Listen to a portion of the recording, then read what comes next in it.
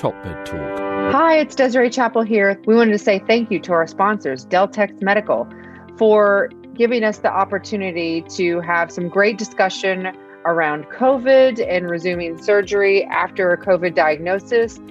I'm Desiree Chappell, managing editor and host for our podcast today, and I'm joined by Professor Monty Mythen, our editor-in-chief from London, England. Hello, Monty. Hi, Desiree. Great to see you. It's wonderful to see you, but I feel like it's just been so long.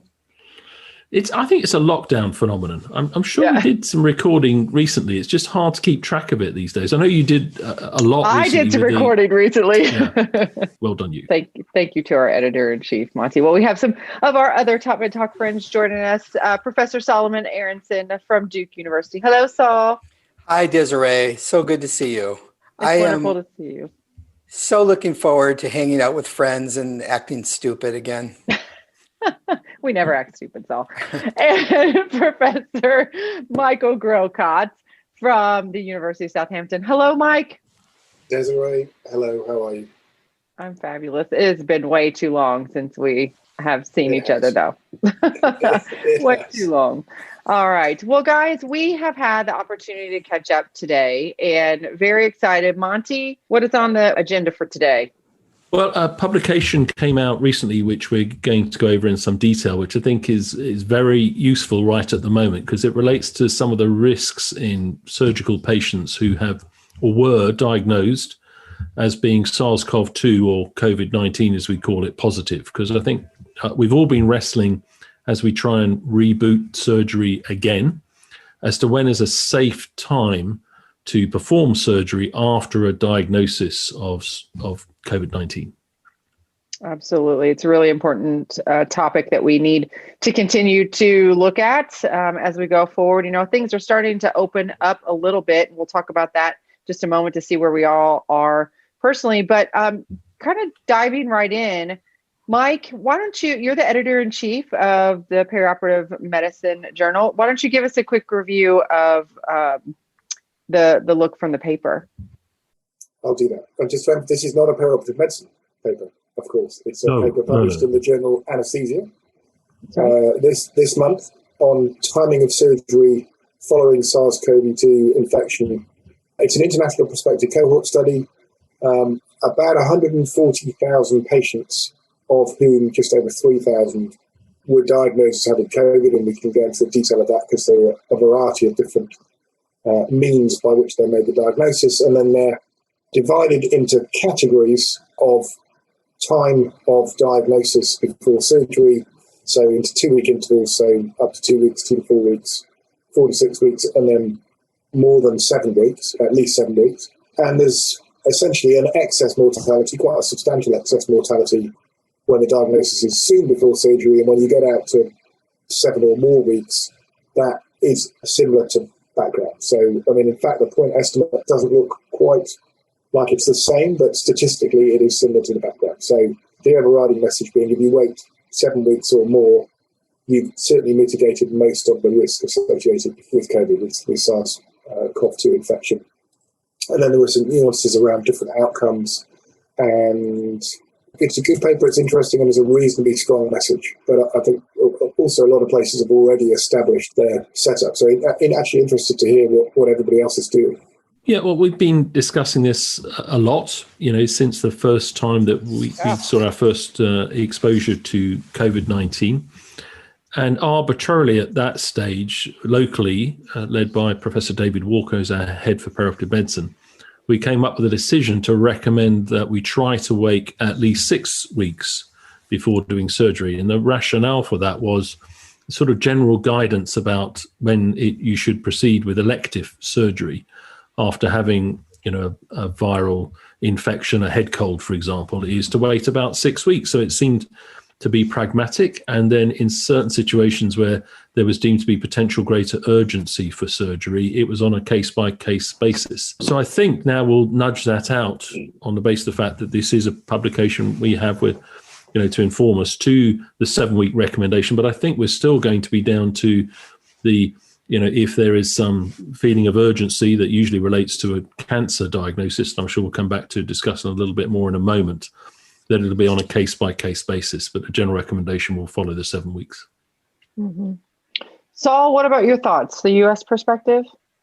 Well, I guess I'll just sort of echo the same sentiment. I think the question, the foundational question that we ask about any comorbid condition is, what is the optimal timing of surgery relative to the comorbid medical condition weighted against the impairment for surgery, and how do we make best decisions? I thought this paper did a really good job of parsing that out with some degree of fidelity and gave some clarity to the step function, if you will, of risk addition with somewhat of a plateau at around 7 weeks. So that's a benchmark that I think is important and novel and gives some weight behind that decision, or some evidence behind the decision to ideally wait at least 7 weeks. Of course, we weigh that in the context of complex medical decisions with everything we do.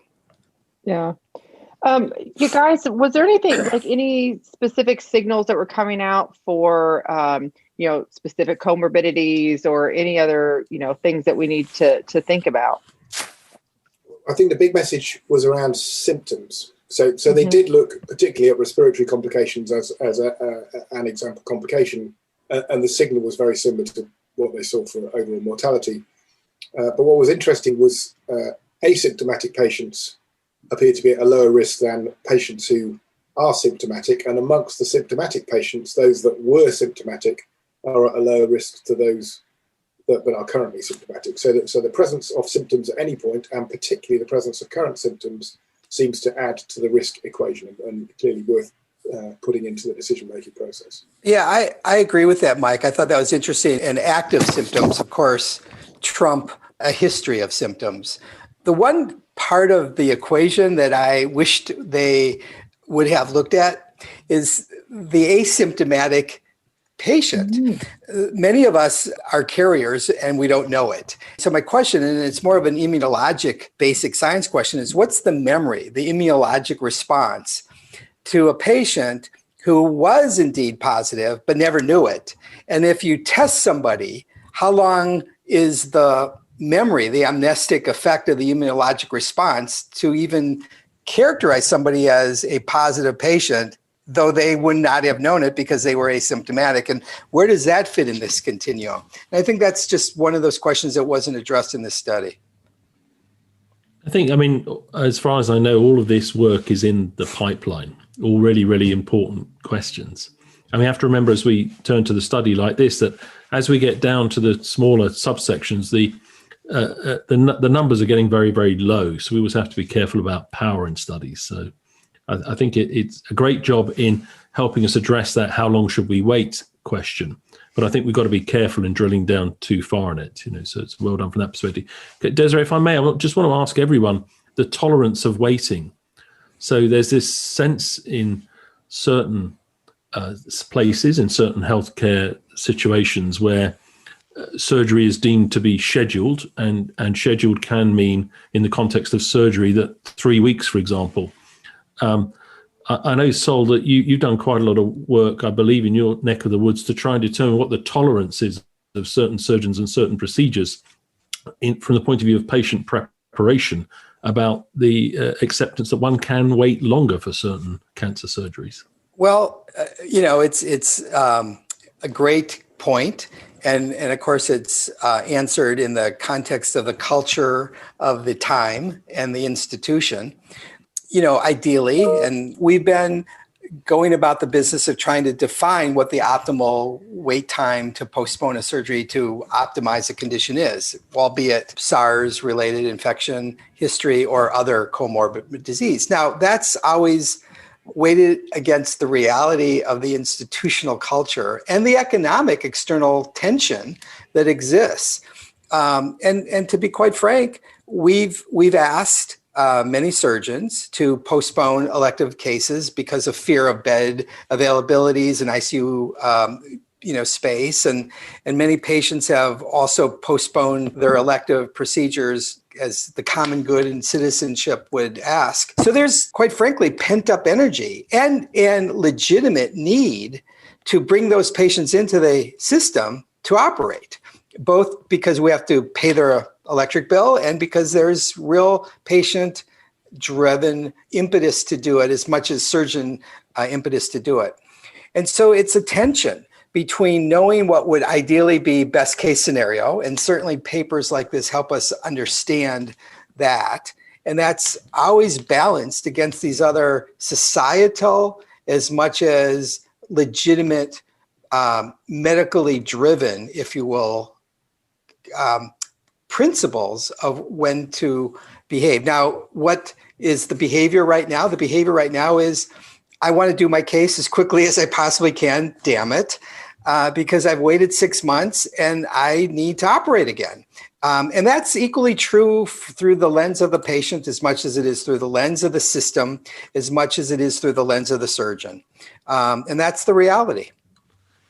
And if I may, final bit, Desiree, from me, Mike, I know that you and your group have addressed this a lot because you've been involved in, fitness programs to prepare patients for cancer surgery, which has led you to sort of really take on that discussion. How long are people prepared to wait? How long can one safely wait? Do we know that? We don't know for many surgeries. It clearly, the cancer surgeries are the ones where the big concern is. And, the worry being that there'll be disease progression in the intervening time, and therefore the surgery would be more challenging, and or the patient would be even more deconditioned than they currently are. So, for example, our colorectal surgeons seemed relatively relaxed about that, in that they would talk about the fact there's been some small tumour there for a very long time, maybe 8 or 10 years, and another few weeks may not make that much difference, particularly if we can achieve something positive in terms of improving the likelihoods of goods to the patient. The upper GI surgeons much less inclined to do so on the basis that I think that they believe, probably rightly, that the tumours are more aggressive. That's obviously notwithstanding treatments that will be specifically targeted, so neoadjuvant treatments, particularly neoadjuvant chemo and chemoradiotherapy, to diminish the size of the tumour prior to surgery. So it's really interesting to listen to those things, because I'm practicing in Kentucky, and both of what you guys said has really applied to the practice where I am. There is that very big push to, we've missed out on a lot of cases over the last year. Let's try and make up for those. I think we're doing a lot of case by case basis. If they test positive in PAT or the 3 days before, we'll wait a specified time, which I think that time has been very difficult to define from the surgeon versus what we in anesthesia want to do. And like Saul said, there's tensions there and throughout. So, we do cardiac at our facility. And so that's been our big, we do cancer. I think some of those surgeons are pretty rational about their decisions for that. Cardiac has always been a little bit more of a challenge for us to figure out who it is that we want to do this, do the case on, and who we're going to wait on. I think, again, papers like this are going to help us define it and make a case for waiting for some of the patients, which that's what I'm hopeful for, like that we just get, more of the information behind us so that we can make informed decisions and to share that with our colleagues on both sides. So it's going to be an interesting conversation. So Monty, just lastly for you, what about you guys? Because you are working a surgical ICU, right? Yeah, but I saying I think because of the local leadership and because of the requirement to pull cancer surgery together through quite a managed system, as I said, very much led by David Walker and colleagues on behalf of the North Central London Cancer Surgery Network, they addressed these issues and did their best to produce some guidance out, and everybody pretty much adhered to it because, there was a governance system that determined where patients were in the line for surgery, irrespective of the funder behind them. And I think that made it all a lot easier. Now, as I said, they pragmatically chose 6 weeks. So easy switch, I would suggest, to 7. Let's hope that the 1 week doesn't make as much difference as the paper suggests. Yeah, absolutely. Well, any final thoughts? Well, I guess a couple of things. Well, just to pick up on what Monty said, my understanding of the paper, because they categorized as opposed to gave us the actual duration of time, that 7-week basket presumably includes patients out to 20 weeks. Mm. So it would seem very surprising that there's a serious cut-off there. So I think pushing it to 7, 8, 9 weeks if you can is probably going to be beneficial. Well, wait as long as you can. Yeah. Yeah. The thing we didn't talk about is what do you do? How do you evaluate someone beyond symptoms? So shortness of breath being a particular concern, and we, I guess, because it's our most common modality, we've started using exercise tests to do that. And I think if you haven't got exercise tests, then lung function and echo, because it's probably the pulmonary problems that are going to be the biggest challenge. The follow-up conversation, which is going to be a longer one, is as we see more long COVID patients. I think I'm in our long COVID clinic, been to it relatively recently, and there were about 2,000 patients in it when I went a few weeks ago. I believe there are 5,000 patients in it now. So there is a lot of long COVID out there. And that's a much more complicated question that's going to take, what stage during the recovery from long COVID that still has recurring signs and symptoms should you proceed with elective surgery. I think the challenges of scheduled cancer surgery is an easier decision to make because it's, your hand is forced to a certain extent. But I think the elective surgery, there's a lot to learn yet. Yeah, Mike, I think this is a really great opportunity for you to dig deeper with respect to the things you do, which is to apply some kind of biometric or phenotypic marker to the symptom concept, because the symptom concept is vague and it's we have an epidemiologic sense of time step function, but not all time is equal. And what is the more specific marker, albeit a exercise test or some other phenotypic sign of severity of symptom that we should be tracking, is very interesting and probably will last for a long time because of the impact of this pandemic on us. And the other only closing thought I had is obviously pulmonary complications is the go-to organ that we would focus on. But we also know that a long-term sequelae of COVID has been the prothrombotic, if you will, state. Yep. And I would love for this group of investigators to do a post hoc analysis of their same data set and look at thrombotic, if you will, complications, MI, stroke, even deep venous thrombosis, yep. and see if there was some kind of gradation of outcome that they have detected as well. Yeah. Anecdotally, we are hearing a ton of that in a lot of the different surgeries that we're doing across the board for patients that have had COVID. Well, gentlemen, any other final thoughts? All good? Did we cover it all? We should give Desiree, if I give a shout out to our sponsor, and say the exciting thing about the second episode in the series, because this is a pair. We've opportunistically leapt on this particular study to tee up our next conversation. Yeah, absolutely. So huge shout out to Deltex. Thank you so much for the sponsorship. We are really excited about this special series. Today is just the first. Next month, we're going to be talking to a friend of TopMedTalk. We've had lots of great conversations here. Professor Mike Scott from Penn, UPenn. He is going to be joining us to talk about actually his experience with enhanced recovery, right, Monty? Yes. So Mike was one of the early leading groups in the UK for when we had enhanced recovery before our national program, which is, they were going 10, 15 years ago, full on with enhanced recovery programs in Guildford in the United Kingdom. And they were very much sort of poster children for what we tried to achieve with our national program. Now, Mike's then relatively recently crossed the big pond and has worked at 2 centers in the USA. And I think he's going to be sharing with us his experiences of impressively rapid spread and adoption within those various healthcare systems. Yeah, absolutely. So COVID and enhanced recovery, 2 big topics on TopMedTalk. You can always find more information on the website and more wonderful conversations there at topmedtalk.com. Gentlemen, I can't tell you how wonderful it was to at least see your wonderful faces, beautiful faces. Hopefully we will be in person sooner rather than later. Be sure to be on the lookout for new content coming out on TopMedTalk. We had some great conversations at the ERAS cardiac meeting. There's a meeting coming up, right, Monty? with the Irish. The Irish IPOMs, you can see it on the EBPOM website, is coming up. That's a relatively short discussion, the launch of the Irish Perioperative Medicine Society. Then there's the WPOMs, which is the Welsh Perioperative Medicine Society, has a special meeting in April on anemia. And it's all building up to the London meeting, the World Congress, grandiosely called after our experience last year. Not the first time we've had a World Congress, but this one we're going fully virtual so we can reach the world, and hybrid, we hope, for the people who are allowed to gather together to consider perioperative medicine close to each other. We'll see how that goes. Monty, I thought you were going to tell us that it was leading up to them dyeing the Chicago River green. St. Patrick's Day. Yeah.